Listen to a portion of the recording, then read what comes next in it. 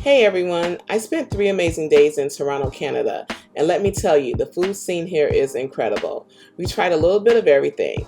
In this video, I'll share the highlights of the different foods we ate. So if you're a foodie planning a trip to Toronto, stick around for some tasty inspiration. First up is House on Parliament. This restaurant has been on our list for a few months now, and we were excited to finally get a chance to go.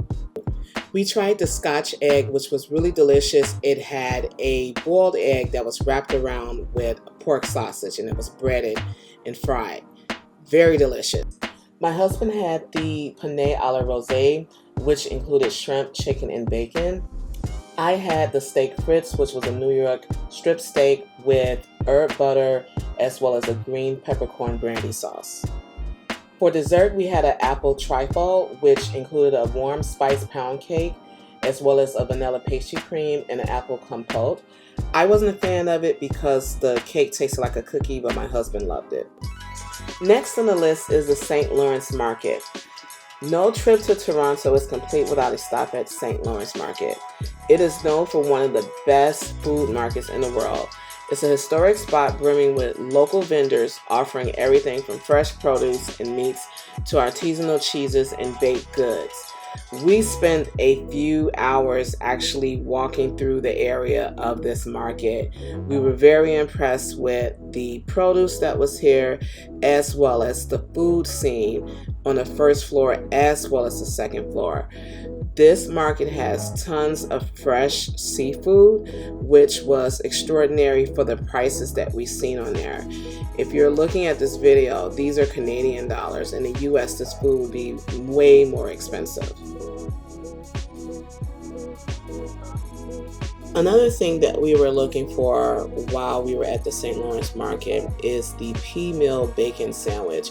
We saw a lot of bloggers and social media influencers talking about this was something to try while in Canada, and my husband decided to sample and see what it was all about.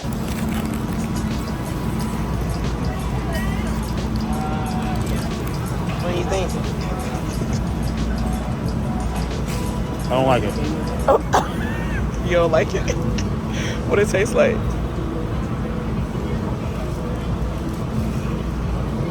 I can't describe the meat.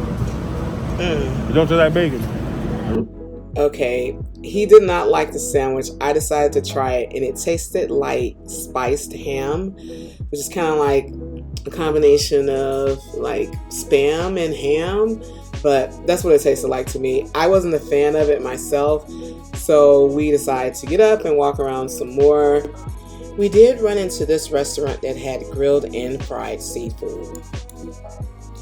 My husband ended up getting a lobster roll, which was filled with tons of lobster meat. I ended up getting some grilled tiger shrimp as well as some basmati rice, and it was delicious. Before leaving the market, we did check out this bagel shop, but they didn't have anything available. We needed to come back later, but the pastries that they had did look very enticing.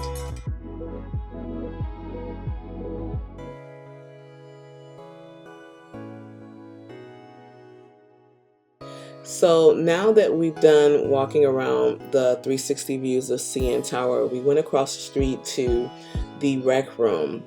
The Rec Room is a restaurant as well as an arcade.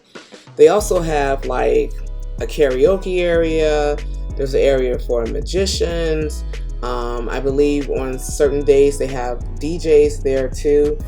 But we did walk around to see what the games were, but we were pretty tired from the walking that we did earlier in the day at CN Tower as well as St. Lawerence Market. So we are here basically for the food.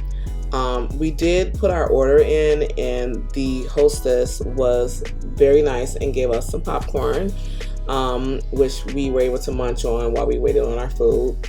They also had some really good mocktails. We drank a few of those, and my husband got the fried chicken sandwich. I got the pretzel as well as some chicken tenders, and everything was delicious.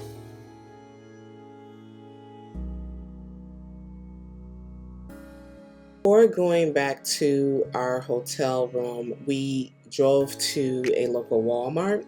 And we do this whenever we're traveling. Like, we want to see what are the fun snacks that are available in the location that we're at. And of course, these are Lay's potato chips, which of course are in the US. But it was fun to see how the labeling was on the bags of chips, where it's showing the English language as well as French. Some of the flavors we had not seen before, but maybe they're on their way to the US, or they may not be at our local Walmart. So it's our anniversary night and we went to Chop Steakhouse and Bar. The birria spring rolls were good. The side dishes, like the loaded baked potato as well as the lobster mac and cheese, was good, but the actual steak could have been so much better. It was lacking flavor. It was lacking seasoning. And again, we're from Chicago, so we do like a lot of flavor in our food, but yeah, the steak was definitely lacking. And that was the opinion in a lot of Google and Yelp reviews too. They did give us an assortment of desserts for our anniversary, so because of that, I'm going to give them a 3.5 out of 5 stars. It's our last day in Toronto, and we are going to Jack Astor's for dinner. They have multiple locations in the Toronto area and probably throughout Canada. It was the best restaurant that we ate at. It reminded me of a TGI Fridays, Hula Hans, Chili's, maybe Grand Lux Cafe, like combined all into one. The mocktails were delicious. We had the Asian wonton nachos with chicken, Asiago chicken bow ties with sun-dried tomatoes, bacon, and mushrooms, and the Hunter's chicken with smashed potatoes and truffle sauce. And everything we had on our plates was delicious. Well, we're back in Chicago, which I believe is the food mecca for foodies. But while we were in Toronto for 3 days, we definitely enjoyed our foodie experience. I'm sure if we were there longer, we could have explored more neighborhoods and local eats. If you have been in Toronto, please drop a few restaurants you've enjoyed in the comments below. Thank you for joining me on this culinary adventure. To see more of our 3-day vacation in Toronto, check out the next video. Don't forget to like and subscribe. Until next time, happy eating.